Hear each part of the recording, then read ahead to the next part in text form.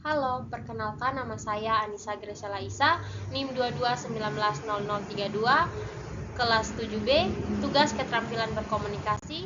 Di sini saya akan menjelaskan tentang kebijakan fiskal. Kebijakan fiskal adalah kebijakan yang dilakukan oleh pemerintah dalam mendapatkan dana-dana dan kebijaksanaan yang ditempuh oleh pemerintah untuk membelanjakan dananya tersebut dalam rangka melaksanakan pembangunan. Kata lain, kebijakan fiskal adalah kebijakan pemerintah yang berkaitan dengan penerimaan atau pengeluaran negara. Kebijakan fiskal adalah kebijakan yang dibuat pemerintah untuk mengarahkan ekonomi suatu negara melalui pengeluaran dan pendapatan berupa pajak pemerintah. Kebijakan fiskal berbeda dengan kebijakan moneter yang bertujuan menstabilkan perekonomian dengan cara mengontrol tingkat bunga dan jumlah uang yang beredar. Bentuk-bentuk kebijakan fiskal. A. Kebijakan yang menyangkut pembelian pemerintah atas barang dan jasa. Pembelian pemerintah atau belanja negara merupakan unsur di dalam pendapatan nasional yang dilambangkan dengan huruf G. Pembelian atas barang dan jasa pemerintah ini mencakup pemerintah daerah dan pusat. B.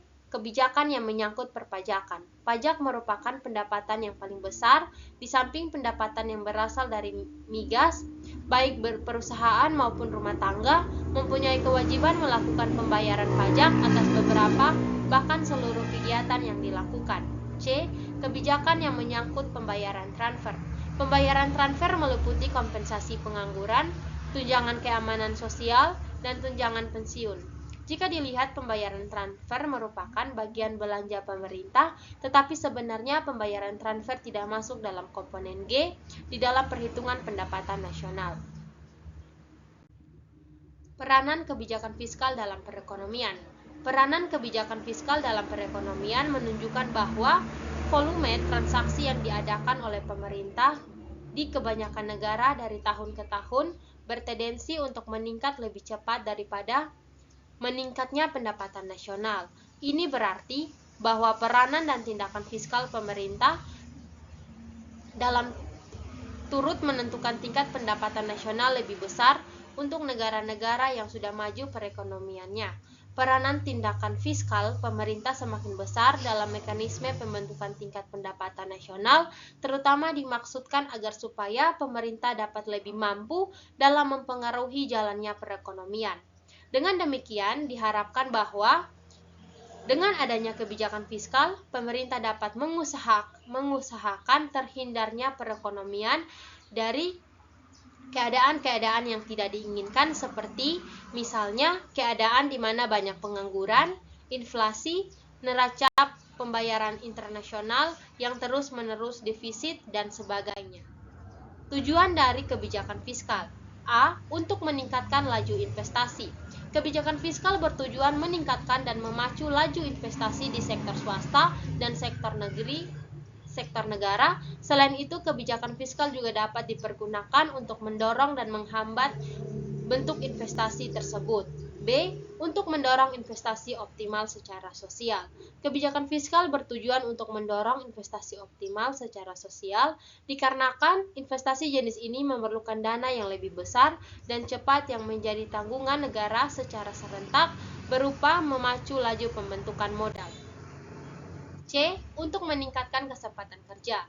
Kebijakan fiskal berperan dalam hal ini membentuk anggaran belanja untuk mendirikan perusahaan negara dan mendorong perusahaan swasta melalui pemberian subsidi, keringanan, dan lain-lain. Sehingga dari pengupayaan langkah ini tercipta tambahan lapangan pekerjaan. D. Untuk meningkatkan stabilitas ekonomi. Kebijakan fiskal memegang peranan kunci dalam mempertahankan stabilitas ekonomi menghadapi kekuatan-kekuatan internal dan eksternal dalam rangka mengurangi dampak internasional, fluktuasi siklus pada masa bom, harus diterapkan pajak ekspor dan impor. E. Untuk menanggulangi inflasi. Kebijakan fiskal bertujuan untuk menanggulangi inflasi, salah satunya adalah dengan cara penetapan pajak langsung progresif yang dilengkapi dengan pajak komoditi. F. Meningkatkan pendapatan nasional. Kebijakan fiskal yang bertujuan untuk mendistribusikan pendapatan nasional terdiri dari upaya meningkatkan pendapatan nyata masyarakat dan mengurangi tingkat pendapatan yang lebih tinggi. Pengaruh risiko kebijakan fiskal. Yang pertama, risiko ekonomi makro. Dalam penyusunan APBN, indikator-indikator ekonomi makro yang digunakan sebagai dasar penyusunan adalah pertumbuhan ekonomi, tingkat inflasi, suku bunga, sertifikat Bank Indonesia, nilai tukar rupiah, harga minyak mentah Indonesia, dan lifting minyak. Indikator tersebut merupakan asumsi dasar yang menjadi acuan penghitungan besar-besaran pendapatan belanja dan pembiayaan dalam APBN. Secara umum, sumber risiko fiskal yang dihadapi oleh APBN 2012 terutama berasal dari dua risiko utama, yakni inflasi dan harga minyak. 2. Risiko utang dinamika ekonomi makro. Pengelolaan risiko utang diperlukan agar target pembiayaan utang dapat diperoleh dengan biaya yang wajar dan tidak menimbulkan penumpukan beban untuk yang tidak terkendali pada masa yang akan datang. Pada dasarnya, risiko utang terdiri dari 4, diantaranya yang pertama, risiko pasar, risiko pembiayaan, risiko operasional, risiko reputasi. 3. Kewajiban kontingensi pemerintah pusat. Kewajiban kontingensi merupakan kewajiban potensial yang timbul dari peristiwa masa lalu dan keberadaannya menjadi pasti dengan terjadinya atau tidak terjadinya suatu peristiwa atau lebih pada masa yang tidak sepenuhnya berada dalam pemerintah.